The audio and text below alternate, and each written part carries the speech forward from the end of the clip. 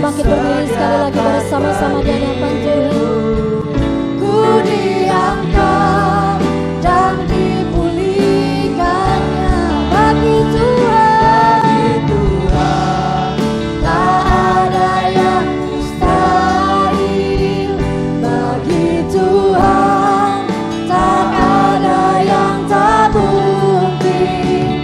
Mujizatnya disediakan bagiku. Ku diangkat dan dipulihkannya. Ku diangkat dan dipulihkannya.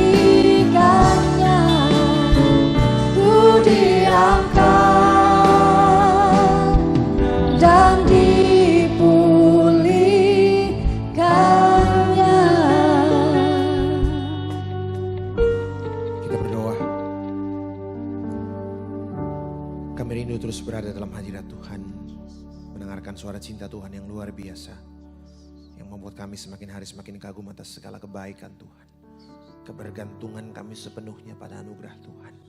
Kerapuhan kami di satu sisi, yang mengingatkan kami betapa kami sepenuhnya butuhkan Engkau Tuhan.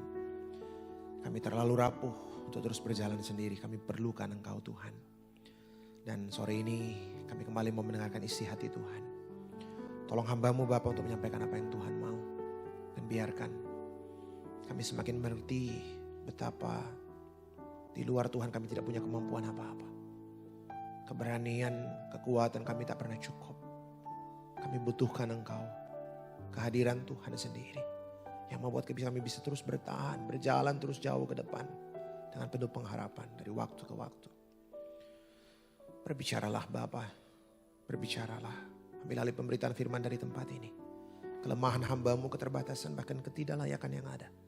Biar tidak menjadi halangan bagi Tuhan untuk menyapa kami. Kami rindu bertumbuh Tuhan, mengenal-Mu. Mengenal-Mu lebih dalam lagi. Berbicaralah Bapa, hanya di dalam nama anak Yesus Kristus. Kami berdoa, kami mengucap syukur. Terpuji nama Tuhan. Amin. Silakan duduk kembali.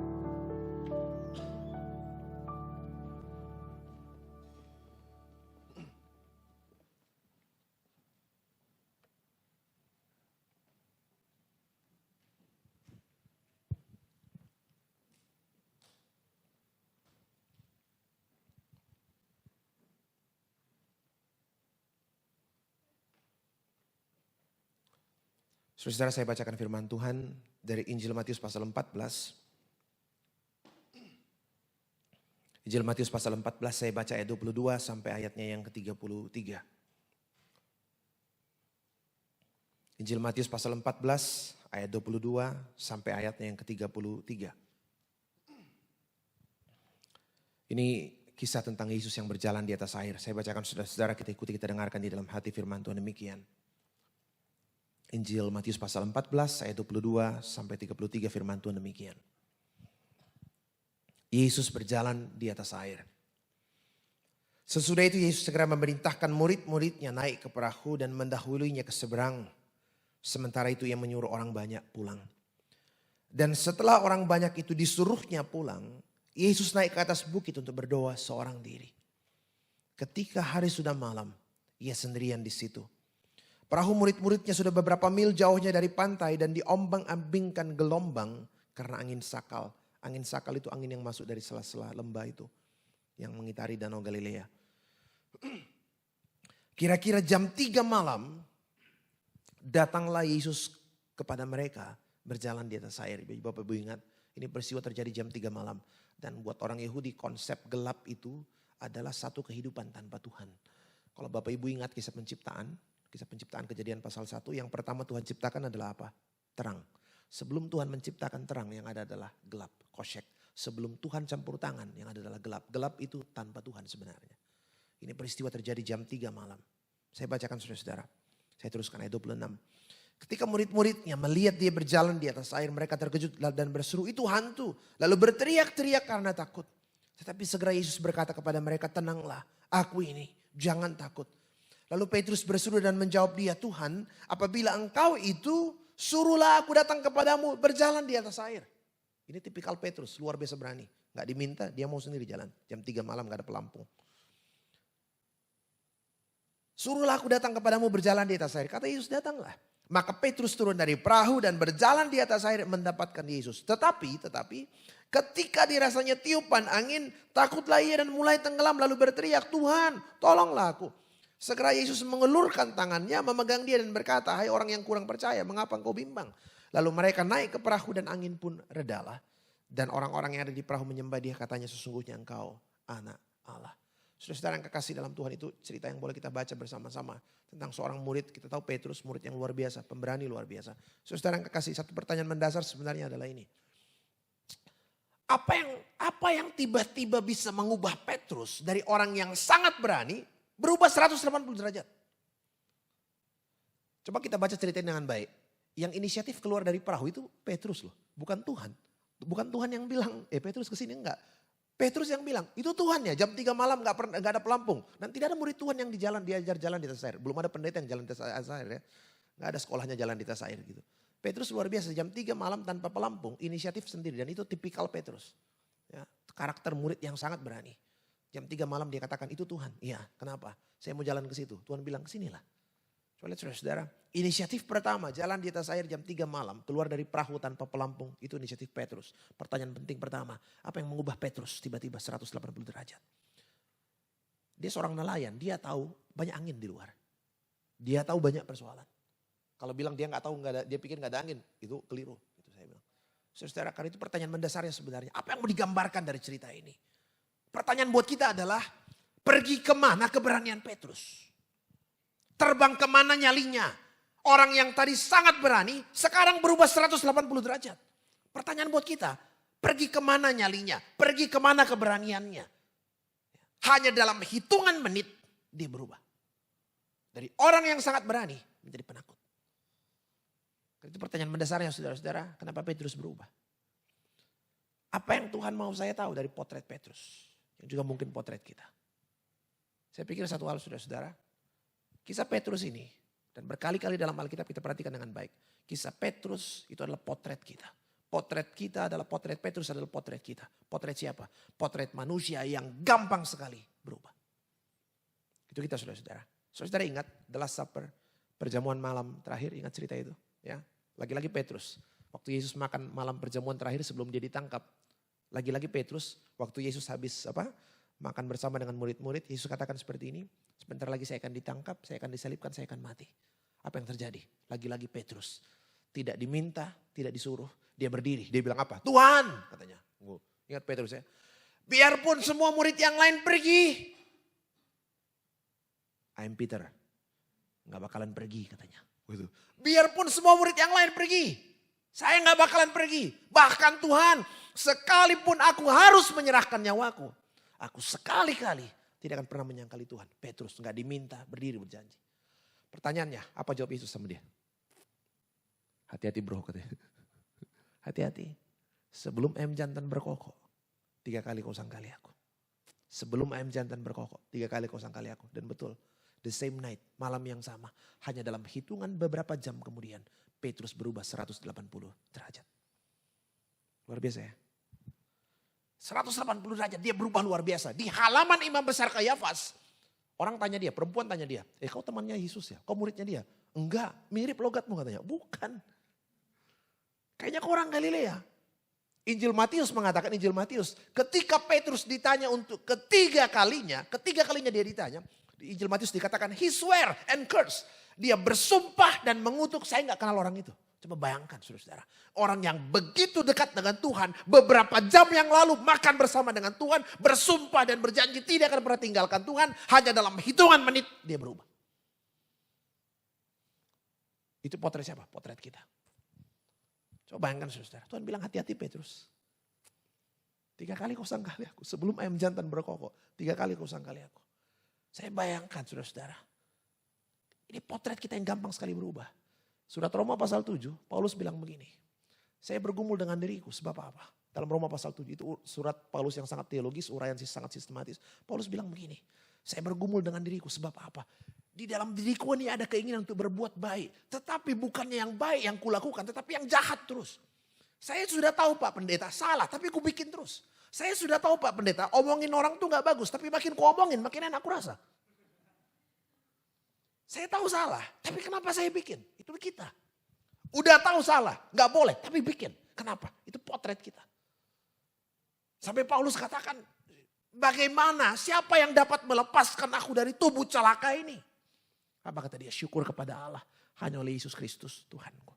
Saya gak mungkin jujur tanpa Tuhan, saya gak mungkin setia tanpa Tuhan. Saya gak mungkin komitmen tanpa Tuhan. Kenapa? Saya gampang berubah. Itu karakter dosa saudara-saudara dalam hidup kita. Orang gampang berubah. Banyak hal, terlalu banyak orang baik yang berubah. Ya. Saya ingat satu kali, saya cerita diri sendiri aja. Gitu. Satu kali pergi pimpin ibadah di satu kantor kementerian. Saya masih ingat khotbah waktu itu khotbahnya waktu itu dari Amsal. Ya. Kalau ada orang minta tolong kepadamu dan yang dimintanya ada pada dirimu, jangan katakan sama orang itu pulang besok baru kau datang. Padahal yang diminta ada di kantongmu gitu. Itu khotbahnya waktu itu. Oh gitu pendeta. Iya saya bilang, memberi dari kelimpahan itu gampang. Memberi dari kekurangan itu yang sulit saya bilang.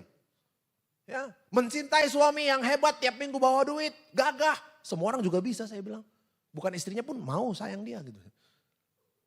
Mengasihi suami yang sudah pensiun sakit-sakitan itu yang berat saya bilang. Ya kan firman Tuhan seperti itu. Kalau engkau hanya mengasihi orang yang mengasihimu, mengampuni orang yang mengampunimu, menghargai orang yang menghargaimu, apa bedamu dengan pemungut cukai? Orang yang gak kenal Tuhan juga begitu. Sama. Mengasihi yang melukai hatimu, itu yang luar biasa. Yang firman Tuhan katakan kan, khotbah di bukit. Identitas Kristen justru ketika engkau bisa mengasihi yang melukai hatimu. Saudara, khotbahnya waktu itu. Kalau orang minta tolong kepadamu, yang diminta ada pada dirimu. Jangan kau bilang besok baru kau datang, padahal yang diminta ada di dirimu. Oh gitu pendeta, iya saya bilang. Memberi dari kekurangan, itu yang luar biasa. Wah, sudah pendeta kan kalau ngomong enak benar gitu loh. Bikinnya yang susah. Saya pulang kebaktian, pulang ibadah, ya sudahlah. Karena di kantor kementerian, dikasih transport harus tanda tangan di atas meterai. Tanda tangan di atas meterai. Jadi saya gak buka amplopnya, tahu isinya kira-kira gitu. Ya sudah saya pulang. Baru keluar 2 menit, 3 menit. Dari kantor itu di daerah Monas, tiba-tiba telepon bunyi. Kawan lama gak pernah telepon sebelumnya. Saya lihat, kok tumben dia telepon gitu. Saya bilang, saya angkat. Bos, selamat siang. Ya Pak Pendeta, ya gimana kabar? Baik. Pak Pendeta gak apa-apa aku telepon nih? Enggak sibuk. Enggak lah saya bilang. Pak Pendeta gak marah aku telepon? Enggak lah saya bilang. Masa pendeta marah-marah? Enggak ada pendeta marah-marah saya bilang. Kenapa? Ini Pak Pendeta, aduh. Saya ini ada persoalan, saya nggak tahu mau minta tolong sama siapa lagi. Saya cuma ingat Pak Pendeta aja sekarang. Saya bilang, oh iya pendeta, kalau bukan pendeta siapa lagi saya bilang kan. Apa yang bisa aku bantu bos? Ini Pak Pendeta, kenapa? Aduh saya nggak tahu mau ngomong apa enggak ya. Kenapa? Ini Pak Pendeta. Pak Pendeta, anak aku kan sekolah di sekolah itu pendeta. Ya terus, nah minggu depan tuh mau ulangan semester. Terus saya mulai bertanya-tanya kan. Kemana arah percakapan kita ini? Terus kenapa? Ini Pak Pendeta, anakku itu kalau nggak bayar uang sekolah 2 bulan sampai bulan Desember, dia nggak bisa ikut ulangan. Oh begitu, saya bilang dalam hati kayaknya udah makin jelas arah percakapan kita ini. Jelas arahnya nih. Terus gimana bos, apa yang bisa aku bantu? Ini Pak Pendeta, saya mau minta tolong. Enggak apa-apa Pak Pendeta, enggak apa-apa. Enggak marah Pak Pendeta, enggak. Tapi tolong jangan kasih tahu siapa-siapa Pak Pendeta ya. Aku udah cerita lagi nih. Tapi kan gak sebut nama ya. Gak sebut nama. Saya bilang, apa yang bisa aku bantu bos? Ini Pak Pendeta, apa? Aku pinjam uang Pak Pendeta dulu. Oh iya, untuk bayar uang sekolah. Iya, gak apa-apa. Luar biasa. Terus saya tanya, butuh berapa Pak? Butuh berapa? Luar biasa. Saya tanya butuh berapa?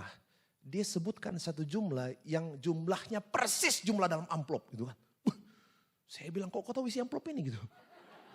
Aku aja belum buka gitu kan.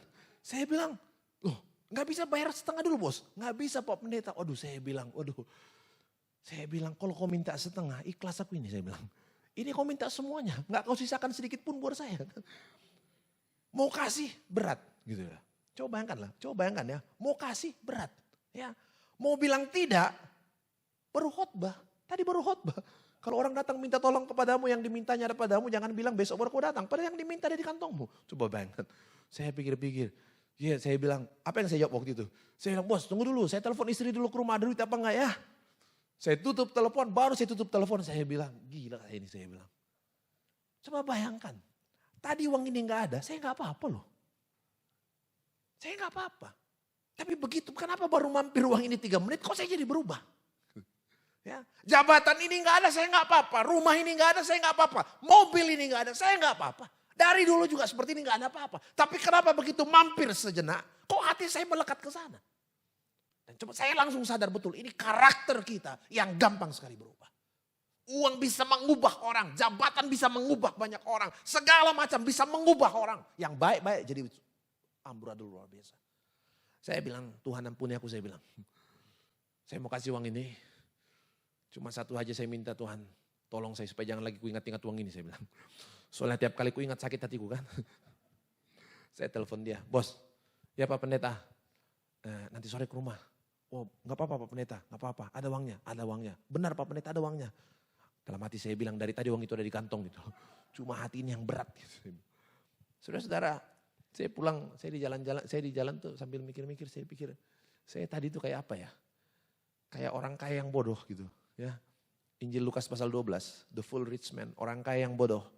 Kayanya nggak mirip, bodohnya yang dekat sekali. Ya. Ingat orang kaya yang bodoh, dia bangun banyak sekali lumbung, dia penuhi dengan segala sesuatu, dia penuhi dengan padi dan segala macam. Ketika semuanya penuh, dia bilang apa? Hai jiwaku beristirahat dengan tenang. Semua sudah tersedia, semua sudah penuh. Hai jiwaku beristirahat dengan tenang. Apa kata Tuhan kepada dia?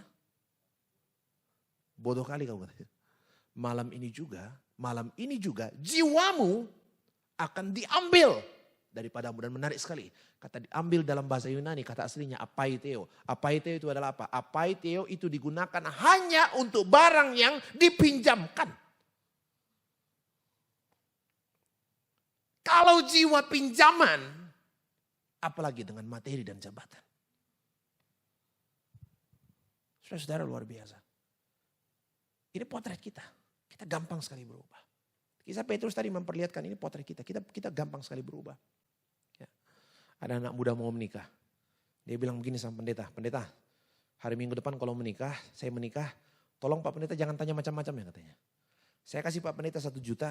Tapi tolong jangan tanya macam-macam ya. Yang sehidup semati dalam suka maupun duka gak usah ditanya lah itu katanya. Tanya aja suka apa enggak gitu. Oh kenapa? Ya sehidup semati dalam suka maupun duka berat itu pendeta. Sehidup gampang lah, semati berat itu katanya. Oh jadi gimana? Ya pokoknya gak usah tanya macam-macam. Saya kasih Pak Pendeta 1 juta. Deal Pak Pendeta. Deal katanya. Ya sudah, tiba hari pemberkatan. Pendeta tanya sama dia. Hei saudara, ya Pak Pendeta. Di hadapan Tuhan dan jemaatnya. Mengakukan kau dengan sungguh di hadapan Tuhan dan jemaatnya. Menerima saudari ini yang tangannya kau pegang untuk menjadi istrimu. Mengasihi dia dalam suka maupun duka. Di dalam sakit maupun sehat. Oh kaget dia kan. Kok gak sesuai kesepakatan nih.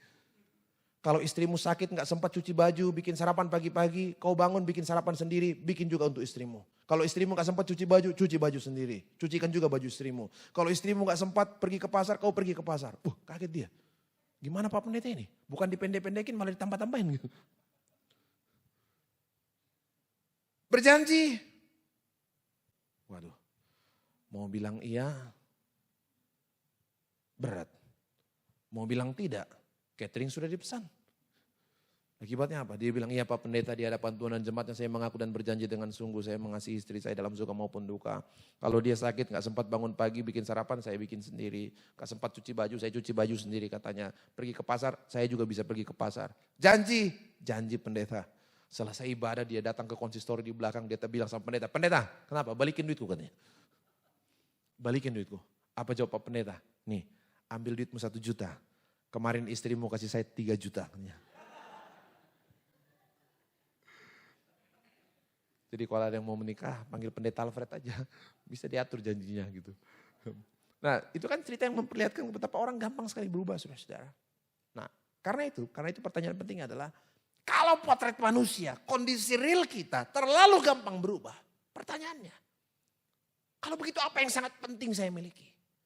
Menarik sekali dari cerita ini saudara-saudara. Ketika Petrus mulai berjalan di atas air jam 3 malam tanpa pelampung. Dia mulai berjalan di atas air dan tiba-tiba angin bertiup. Dia ketakutan dan dia berteriak, Tuhan tolong aku. Apa yang terjadi? Respon Tuhan adalah apa? Tuhan langsung pegang tangannya dan Tuhan katakan, gue dari sini bro. Saya ada di sini. Saya renungkan ini saudara-saudara. Apa yang Tuhan memperlihatkan? Keberanianmu saja gak cukup. Kepintaranmu saja gak cukup. Nyalimu sendiri gak cukup. Kekuatanmu saja gak cukup. Yang paling kau butuhkan adalah apa? Kesetiaan Tuhan sendiri. Yang paling saya butuhkan adalah apa? Kasih karunia Tuhan. Kebaikan Tuhan. Penyertaan Tuhan sendiri. Saudara, kalau kita lihat hidup kita ya. Hidup tokoh-tokoh Alkitab luar biasa. Kita ini betul-betul di cover. Dilindungi dengan kasih karunia Tuhan yang tiada pernah habis. Tiada pernah habis. Yunus disuruh pergi ke Niniwe. Dia pergi ke Tarsis. Dia lari dari Tuhan. Reaksi Tuhan apa? Apa Tuhan bilang, ya sudah, gak mau, yaudah gue cari yang lain. Enggak. Ketika dia lari dari Tuhan, apa yang terjadi? Tuhan mengejarnya. Dia naik ke kapal, Tuhan ombang-ambingkan kapal sampai Yunus harus dibuang ke dasar laut. Bahkan di dalam dasar laut dia jatuh ke tempat yang paling dalam. Dan ketika dia berada di dalam dasar laut yang paling dalam Tuhan meraih dia. Tuhan mengembalikan dia. Tuhan mau dia kembali pada rel yang Tuhan inginkan. Luar biasa saudara. Luar biasa. Abraham. Ya, Abraham dan Sarah. Coba ingat. Tuhan menjanjikan waktu itu akan memberikan seorang anak dari Sarah. Apa yang terjadi? Karena waktu terus berjalan, Sarah bertambah tua. Abraham itu dipanggil Tuhan ketika dia berumur 75 tahun.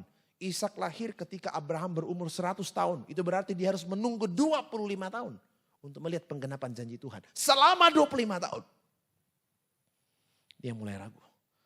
Sarah mulai bilang sama Abraham, Abraham, kenapa? Kayaknya saya gak bisa lagi punya anak nih. Terus kenapa? Itu ada Hagar, cakep juga kok dia katanya. Begitu kan ceritanya. Hagar, Sarah yang minta loh. Sarah bilang sama Abraham, Abraham, Hagar cakep juga kok orangnya. Ya Abraham disuruh mau aja deh.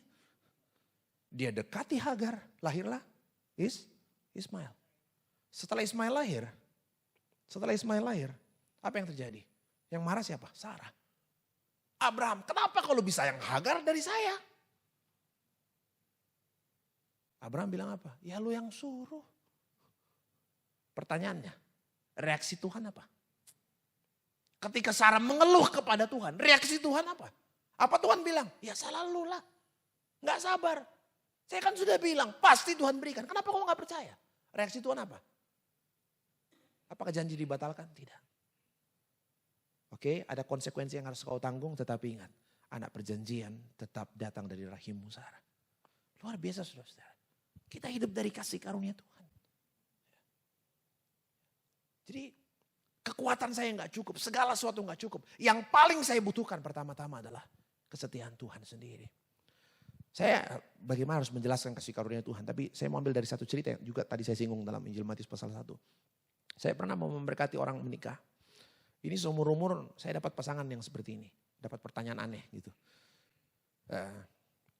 Sudah persiapan berbulan-bulan ikut bimbingan pranikah, ikut katekisasi pranikah. Sudah siapkan catering, undangan. Semua sudah disiapkan. 3 hari menjelang hari H kami bikin gladi di gereja. Saya tanya sama cowoknya, bro siap gak? Siap pendeta. Saya tanya ceweknya, adek gimana? Siap tidak? Oh diam dia. Gimana? Siap gak? Ya itu dia Pak Pendeta. Loh ya tinggal 3 hari ya itu dia. Siapa yang mau gantiin? Saya bilang. Kenapa? Ini Pak Pendeta. Aku nih ikut bimbingan pranikah jadi bergumul loh Pak Pendeta. Kenapa? Ini Pak Pendeta. Pak Pendeta tolong jawab nih ya. Gimana Pak Pendeta yakinkan saya bahwa calon suami di sampingku ini betul-betul pemberian Tuhan gitu. Saya bilang waduh mana saya tahu. Saya bilang situ yang pacaran aku yang ditanya. Gak mungkin saya tahu saya bilang. Kalau saya mau jawab jujur. Kalau saya mau jawab bohong-bohong, saya tahu, saya bilang. Saya bisa jawab, oh iyalah pasti kehendak Tuhan. 1 orang Manado, 1 orang Ambon ketemu di Jakarta menikah di gereja Toraja, kehendak Tuhan lah itu. Kalau saya mau jawab bohong, gampang saya bilang. Cuma kalau jujur saya nggak tahu, saya bilang. Ini bukan zamannya Urim dan Tumim, saya bilang. Dulu kalau Urim dan Tumim ada kan, taruh di tutup dari imam besar, 2 batu permata di situ. Kalau mau nanya keputusan Tuhan gampang, datang sama imam, ada apa Pendeta Alfred mau tanya, ini istri pemberian Tuhan apa enggak? Kalau ya menyala, teng-teng, gampang saya bilang. Sekarang nggak ada.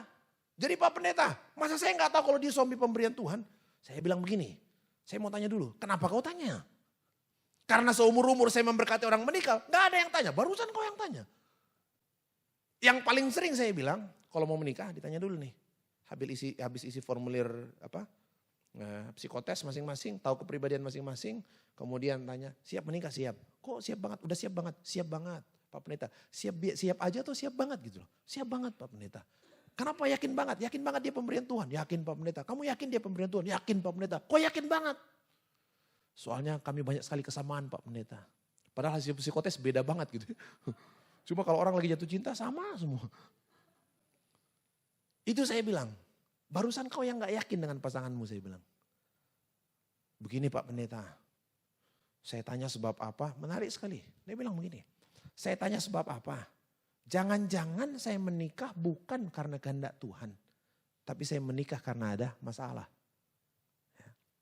Yang kedua, jangan-jangan saya menikah bukan karena kehendak Tuhan. Tapi karena kehendak orang tua.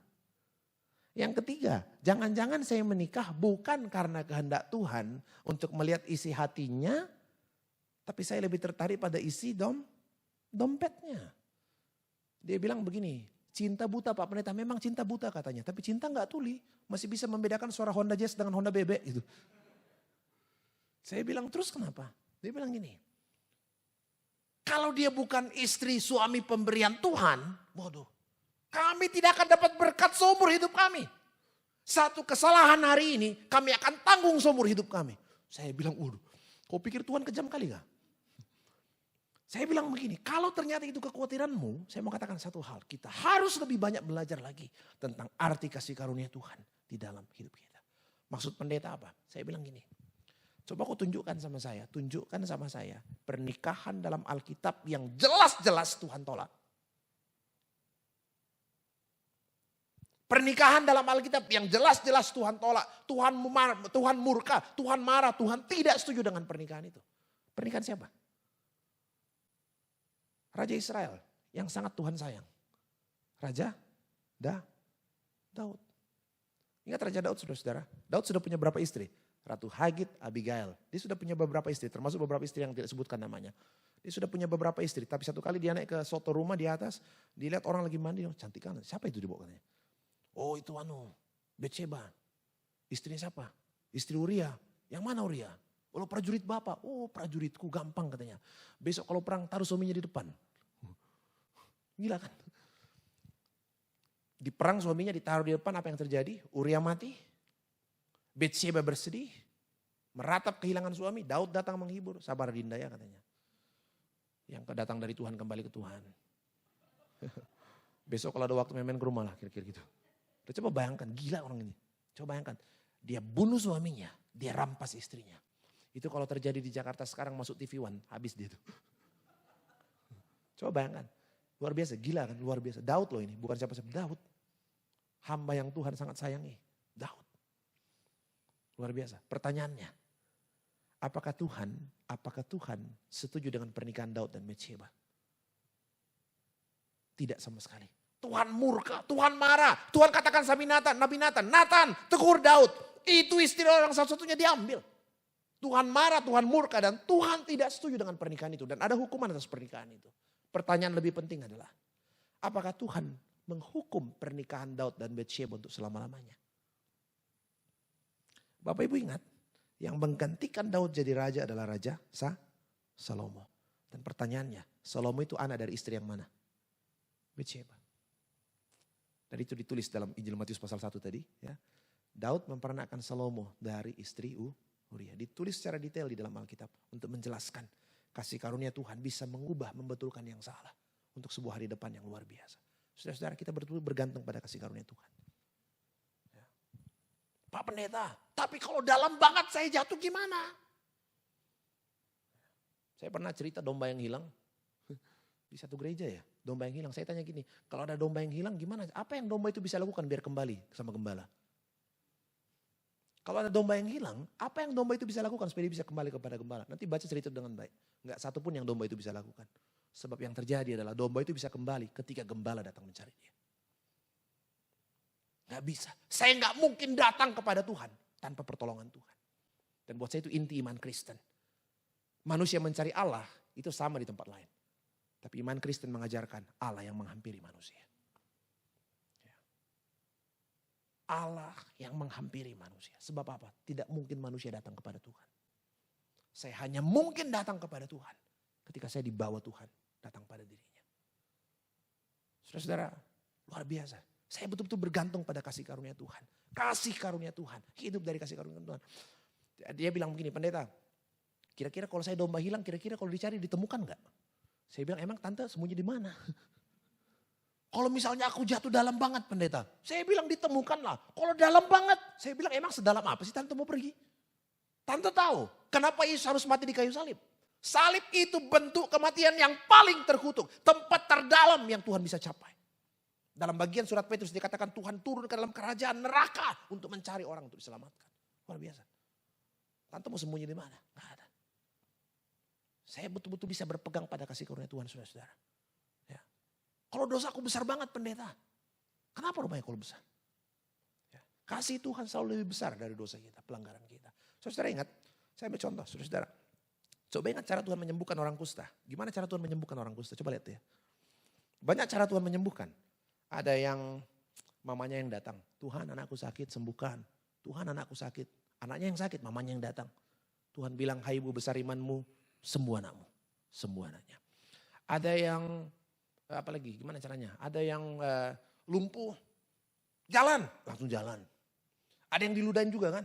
Sekarang gak ada lagi yang mau diludahin. Wah, sembuh.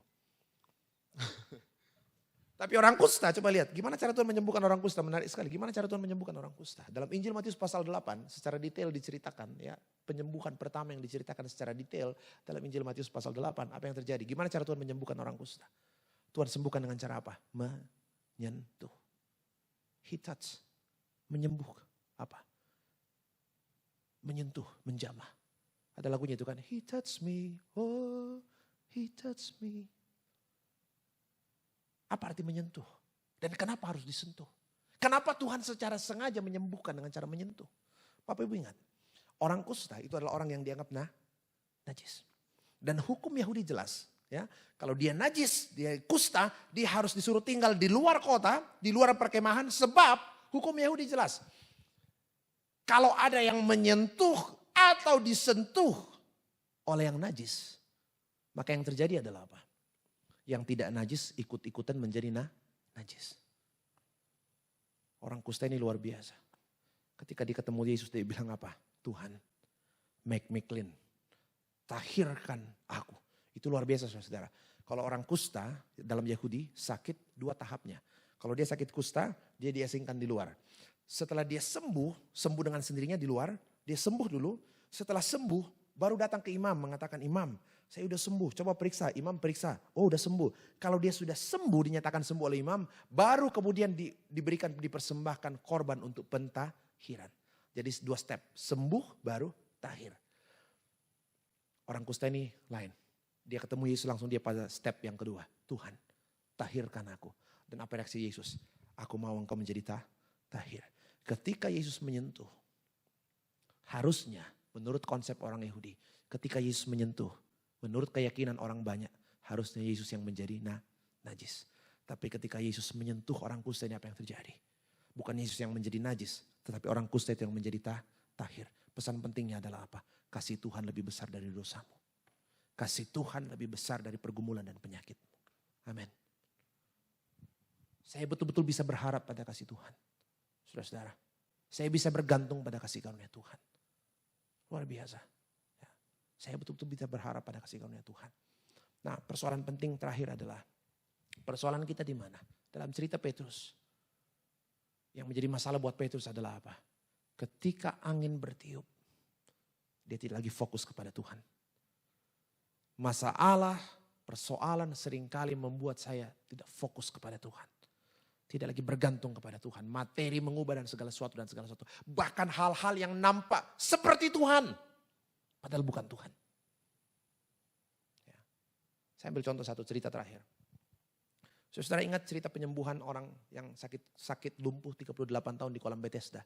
Ya, 38 tahun di kolam Bethesda. Nanti baca secara detail Injil Yohanes pasal 5. Baca cerita itu dengan baik. Ya, saya tiap kali ke Israel dibawa guide orang Yahudi, kami suka bertengkar di situ. Di kolam Bethesda. Karena penyembuhan itu dia lakukan hari Sabat untuk orang yang sudah 38 tahun sakit lumpuh. Guide Yahudi mengatakan, kenapa sih Tuhan Yesus gak tunggu sehari aja gitu pendeta. Gak usah hari Sabat lah, besok aja hari Minggu baru sembuhkan. Kan gak keberatan orang lumpuh ini 38 tahun ditunda satu hari. Sehari, tunggu sehari ya. Kalau 38 tahun ditunggu sembuh sehari, saya pikir gak apa-apa gitu loh. Menarik sekali apa yang terjadi dengan orang ini saudara-saudara. Dia sakit 38 tahun lumpuh dan ketemu dengan Yesus. Yesus tanya apa kepada dia? Maukah engkau sembuh? Kalau Tuhan tanya maukah engkau sembuh? Jawabnya apa? Mau gitu. Orang ini jawab apa? Ketika Yesus tanya maukah engkau sembuh? Kita tahu orang ini tiap hari duduk di kolam Bethesda. Kenapa dia harus duduk di kolam Bethesda? Sebab apa? Mereka punya satu keyakinan. Sewaktu-waktu air bergoncang karena malaikat turun. Dan ketika air bergoncang karena malaikat turun, maka siapa yang pertama kali loncat ke dalam kolam akan sembuh apapun penyakitnya. Makanya orang lumpuh ini tiap hari di dekat kolam Bethesda. Yang menarik adalah apa? Yesus datang, Yesus sumber kesembuhan dan kehidupan. Datang kepada dia, menghampiri dan bertanya kepada dia. Hai anakku, maukah engkau sembuh? Apa jawabnya? Gak ada yang ngangkat ke kolam. Biar ada Yesus, kalau gak ada yang ngangkat ke kolam, gak bisa. Luar biasa ya. Dia lupa sumber kesembuhan bukan kolam. Kolam hanyalah satu dari 1000 cara yang Tuhan bisa pakai untuk menyembuhkan. Sumber kesembuhan bukan kolam. Yesus sumber kesembuhan. Persoalan saya adalah terlalu sering saya terfokus ke kolam bukan kepada Tuhan. Menarik sekali saudara-saudara. Tuhan katakan jalanlah. Setelah dia berjalan, Yesus katakan begini. Anakku pergilah dan sin no more. Jangan berbuat dosa lagi supaya jangan terjadi kepadamu hal yang jauh lebih buruk. Saya pikir begini, dosa apa yang dimaksudkan? Apakah dosa 38 tahun lalu yang membuat dia lumpuh atau dosa yang terjadi selama dia lumpuh? Saya lihat struktur kata-katanya, pergilah dan jangan berbuat dosa lagi. Itu persis saudara-saudara dalam Injil Yohanes pasal 8 diucapkan Yesus kepada perempuan yang kedapatan bersinah. Dia diampuni dan Yesus katakan pergilah dan jangan berbuat dosa lagi. Struktur kalimatnya, tensisnya semua sama. Artinya apa? Dosa yang dimaksudkan bukan dosa 38 tahun lalu yang membuat dia lumpuh. Tetapi dosa yang terjadi selama dia lumpuh. Yaitu apa? Tidak bergantung kepada Tuhan. Yesus katakan jangan berbuat dosa lagi supaya jangan terjadi kepadamu hal yang jauh lebih buruk. Lumpuh 38 tahun itu buruk. Tetapi sakit dan tidak mau bergantung kepada Tuhan itu jauh lebih buruk. Saudara, yang kita butuhkan adalah kasih karunia Tuhan. Tuhan tahu saya lemah dan ketika saya berseru Tuhan tolong, Tuhan katakan, "Nih, saya ada di sini." Tuhan angkat, Tuhan mau pastikan saya bisa berjalan ke depan, berjalan di atas air, tidak untuk tenggelam, tapi untuk terus berjalan bersama dengan Tuhan. Saudara-saudara, kita butuhkan kasih karunia Tuhan. Pelayanan kita di tempat ini butuhkan kasih karunia Tuhan. Pelayanan kita bersama, kesungguhan hati kita. Kita gampang patah semangat, kita gampang segala macam. Tapi kita mau bersandar kepada Tuhan. Kita hidup, kita doakan pelayanan kita bersama-sama. Kita mau hidup dalam kasih karunia Tuhan. Saudara, mari kita tutup dalam doa, kita berdoa.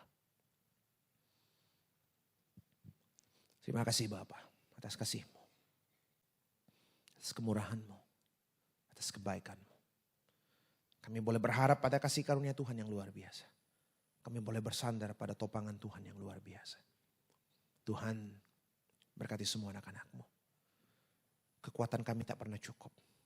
Semangat kami sebesar apapun terlalu gampang kami berubah. Terlalu kami gampang jatuh ke dalam berbagai kesalahan yang sama dari waktu ke waktu. Kami butuhkan Engkau Tuhan. Untuk meraih anak-anak-Mu.